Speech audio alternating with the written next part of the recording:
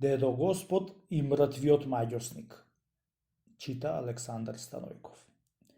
Еден еким бил многу учен и сам себе се фалел оти кога ќе умри со билките што знаел ќе можел да оживи.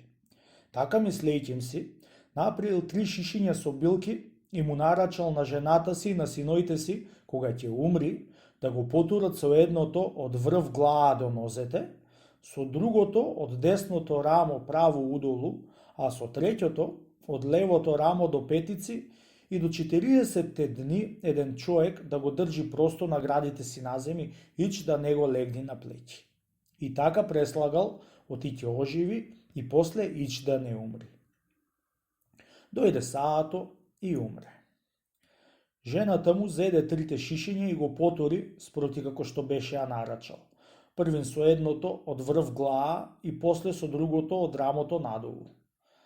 Со првото и второто потурање вати човекот да оживува, отвори малку очите, промемоли со устата, виде сполај му на Богот и сака еќи му со марифето свој да оживи и да не умри уште еднаш, и заповеда на една чавка да летни и со крилото да го турни да го скрши третото шише, за да не може да се потури и да оживи.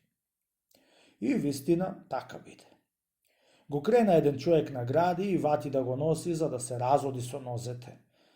Еќи му се ќаваше оти уште едното шише требаше да му се тури и туку велеше со збор недоречен уште... Демек, уште едното шише турете го. Арно ама, уште едното шише го окрши чавката што ја прати Господ и немаше друго за да го потура. Човеку му кажуваше оти една чавка го окрши шишето, арно ама тој не можеше да му докажи билките за да направат друго.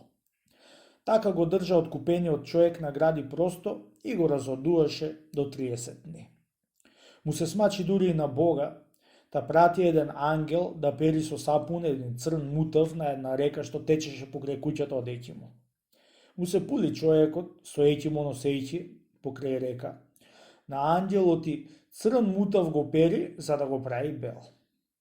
Море, момче бре, ќе те прашам, му рече човекот, нешто ама право да ми кажеш, заошто се мачиш толку со тој мутав да го периш со сапун? За да го направам бел, пријателе, се мачам, му рече ангел. Еди, момче, ни дедо ти, ни предедо ти не обелиле црн мутав со сапун, нити ти пак ќе го обелиш. Туку, ој ми си уште 300 дни да периш и пак не ќе го обелиш. Вистина, стрико, уште 300 дни да перам и не ќе го обелам, ама и ти што го држиш на гради полуумрениот човек 30 дни и ќе го носиш до 40, уште 400 да го носиш и не ќе го оживиш. Кога ќе го обела мутаот јас и ти ќе го оживиш еќи му. Ја клај го троа на земи и ќе видиш оти ќе подзини, ќе се руши и ќе умри, му рече ангел.